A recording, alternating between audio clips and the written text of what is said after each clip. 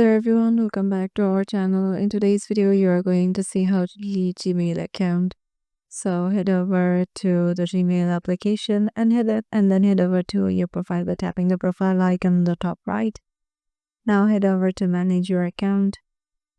Now go to data and privacy section and here scroll down.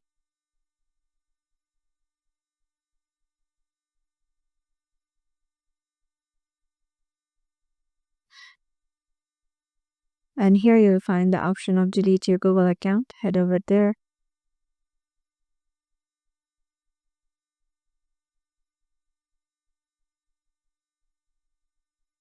Now Google will verify that it's you. Now give your phone's password.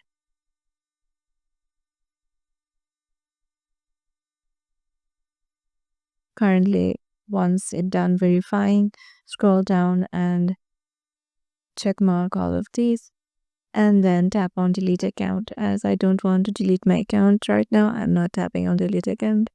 But if you want, you can just tap on delete account and your Google account will be deleted. So yeah, this is how you can do it. Hope this video helped you out and we'll see you in the next video.